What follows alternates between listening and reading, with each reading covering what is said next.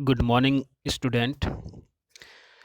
So student, GOC का नया topic लेके आज फिर हम डिस्कस करेंगे जीओसी में nature of covalent bond fusion. Right, nature of covalent bond fusion.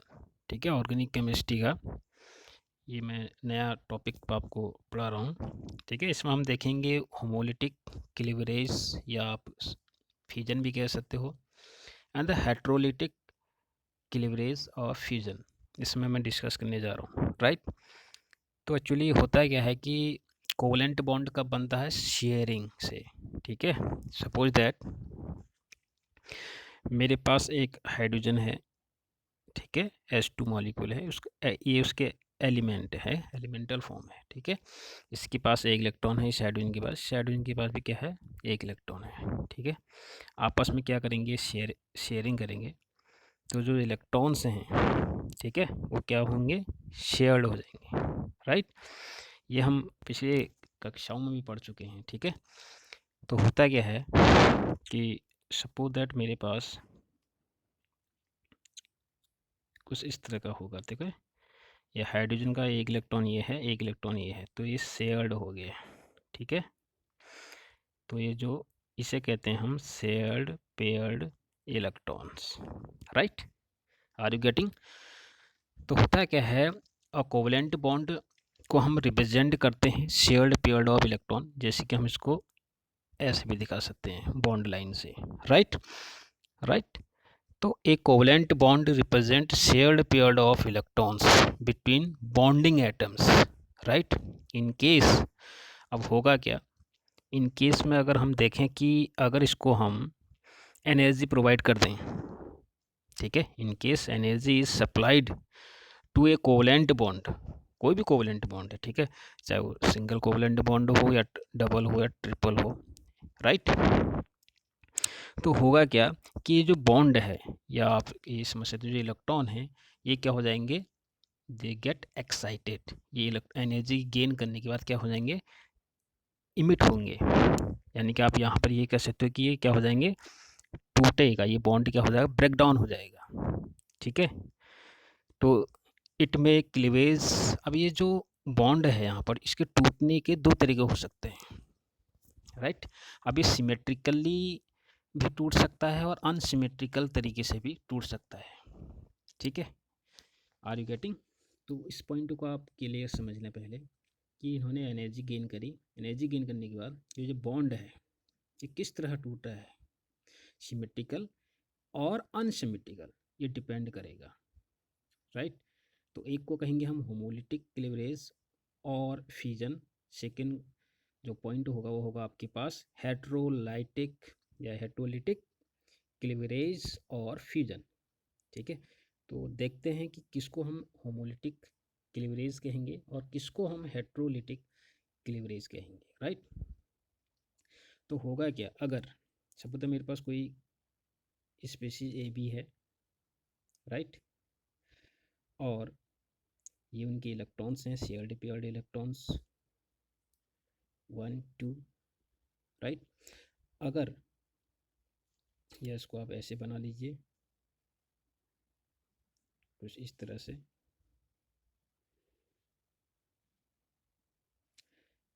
A and B. Right, तो अगर एक इलेक्ट्रॉन इधर और दूसरा इलेक्ट्रॉन इधर चले जाए। ठीक है, अब होगा क्या, आप ये एनर्जी गेन करिए। एनर्जी गेन करने का होता क्या कि अगर इलेक्ट्रॉन ए के पास रह जाए और बी का बी के पास, यानी कि फ्री रेडिकल फॉर्म हो गया है। ठीक है, तो इस प्रकार के क्लीवरेज को कहेंगे जब इलेक्ट्रॉन दोनों स्पीशीज अपना अपना लेके चले जाए। ठीक है, तो उसको कहते हैं हम होमोलिटिक। होमो मीन्स सेम।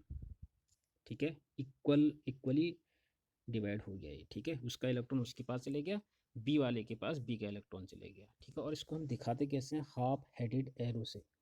राइट, तो होमोलिटिक क्लीवरेज फ्यूजन में होता है क्या है? The covalent bond undergoes fusion. ये कोवलेंट बॉन्ड है यहाँ पर। ठीक है, the covalent bond undergoes fusion और cleavage in such a way that both the atoms, यहाँ पर बोथ एटम कौन कौन से हैं, A and B, right, both the atoms joint by its, right, ये आप समझ रहे हैं, गेट वन इलेक्ट्रॉन ईच, हर एक के पास अपना अपना इलेक्ट्रॉन हो गया है, ठीक है। The species formed is called free radical. इनको अब हम क्या कहेंगे, अब आपके पास स्थिति कुछ इस प्रकार की बनी है, एक के पास अपना इलेक्ट्रॉन है प्लस बी ने अपना इलेक्ट्रॉन ले लिया, और इनको हम क्या कहेंगे, फ्री रेडिकल, बहुत ही रिएक्टिव होते हैं, राइट, आर यू गेटिंग।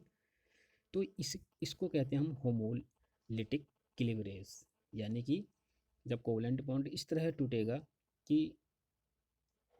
अपना अपना इलेक्ट्रॉन उनके पास चले जाएगा, ठीक है। The covalent bond undergoes fission or cleavage in such a way that both the atoms joined by it get one electron each, right, and the species formed are called free radical, ठीक, right, ये बात समझ में आ रही है।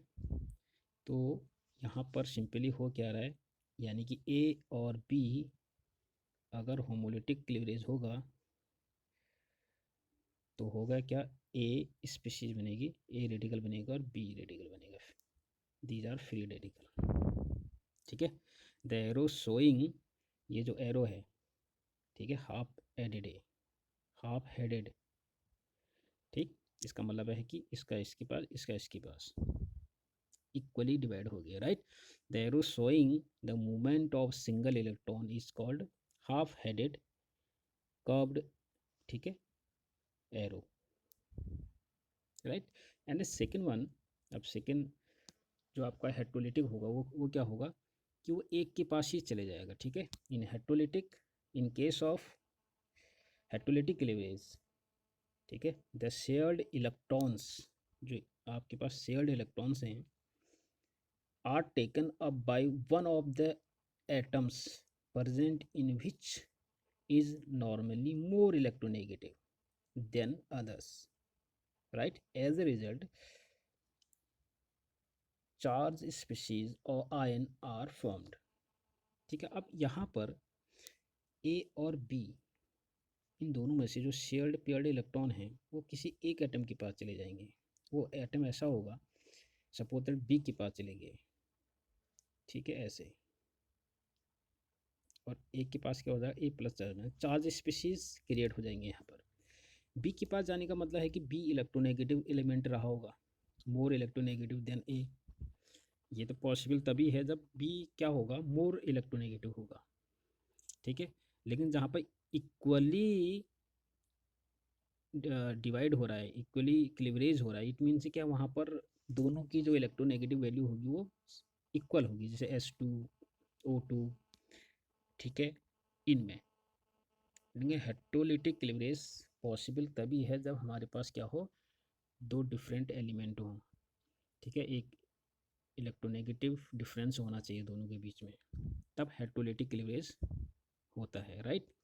तो इन case of the covalent bond undergoes cleavage in such a way that both the electrons taken off, both the electron are taken off by one of the atoms present which is normally more electronegative than the others, ठीक है।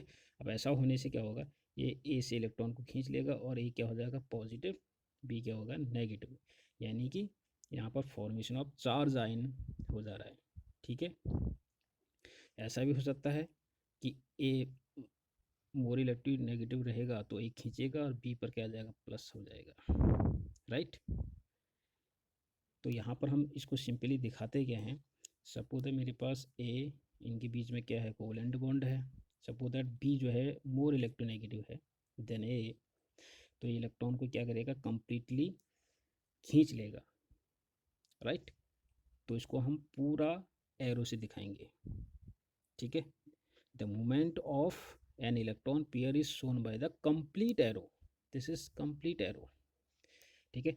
जबकि heterolytic में क्या था, homolytic में क्या था, आपके पास हाफ हेडेड एरो था ऐसे, ठीक है। सिंबल को भी आपको जानने की आवश्यकता है, राइट। तो ये मूवमेंट है एक्चुअली, वहाँ पर इक्वली डिवाइड हो रहे थे, यहाँ पर क्या है, वन साइडेड हो रहा है, ठीक है। इलेक्ट्रॉन वहाँ की ओर जाएंगे जहाँ क्या है, ऐसा एलिमेंट की ओर जाएंगे जो मोर इलेक्ट्रोनेगेटिव होगा, वो इलेक्ट्रॉन को क्या करेगा, खींचेगा अपनी ओर, राइट। तो पहली बात तो ये थी, राइट। तो इससे होगा क्या, इससे क्या होगा, जब ये इलेक्ट्रॉन को कंप्लीटली अट्रैक्ट कर लेगा तो ए क्या होगा, प्लस बन जाएगा और बी के ऊपर माइनस चार्ज आ जाएगा, बिकॉज बी क्या है यहाँ पर, मोर इलेक्ट्रोनेगेटिव है। अगर ए होगा मोर इलेक्ट्रोनेगेटिव देन बी के, तब आपके पास ये वाला केस बन जाएगा, राइट। वो डिपेंड करेगा हमारे पास किस प्रकार की कंडीशंस है, राइट स्टूडेंट्स। तो ये आई थिंक ये बात समझ में आ रही होगी आपकी कि होमोलिटिक एंड हेट्रोलिटिक क्या होता है, ठीक है। इसी के बेस पर हम आगे और सारी चीज़ें देखेंगे, राइट। तो सिंपली आपको क्या याद करना है, होमोलिटिक और हेट्रोलिटिक में डिफरेंस क्या है, होमोलिटिक और हेट्रोलिटिक, ठीक है। हेट्रोलिटिक में इसका जो सिंबल है होमोलिटिक का, वो क्या है, हाफ हेडेड कर्व्ड एरो है, ठीक है। और इसका क्या है, कंप्लीट। ये आपको थोड़ा सिंबल से भी आपको याद होना चाहिए, ठीक है। होमोलिटिक में फ्री रेडिकल का फॉर्मेशन होता है, फ्री रेडिकल बनेंगे इसमें, ठीक है। इक्वली डिस्ट्रीब्यूशन होगा इलेक्ट्रॉन का, जो शेयर्ड पेयर्ड है वो इक्वली डिस्ट्रीब्यूट हो जाएंगे होमोलिटिक में। वहेराज हेट्रोलिटिक में क्या होगा कि जो मोर इलेक्ट्रोनेगेटिव एलिमेंट होगा, कंडीशन है इसमें कि मोर इलेक्ट्रोनेगेटिव होना चाहिए, तभी वो पूरा शेयर्ड पेयर्ड वो अपनी ओर क्या करेगा, पुल करेगा, राइट। तो यहाँ पर चार्ज्ड आयन बनते हैं, यहाँ पर आयन का फॉर्मेशन होता है, राइट। तो यही डिफरेंस था दोनों में। तो कोवलेंट बॉन्ड जो फ्यूजन है वो मेनली दो प्रकार का होता है। होमोलिटिक को हम कह सकते हैं सिमेट्रिकल, राइट। सिमेट्रिकल इसलिए है क्योंकि इक्वली डिवाइड हो रहा है, ठीक है। और यहाँ पर हेट्रोलिटिक में हम कह सकते हैं दिस इज अनसिमेट्रिकल है, राइट। तो ये थे आपके पास दो प्रकार के फ्यूजन के लिवरेज, एक था homolytic and second one is heterolytic. तो नेक्स्ट वीडियो में हम डिस्कस करेंगे इलेक्ट्रॉन की शिफ्टिंग के बारे में, राइट। और बहुत सारे इफेक्ट पड़ने वाले हैं। तो टिल देन ये दो टर्म्स को आप याद कर लें, ठीक है। तो till then good bye, have a nice day.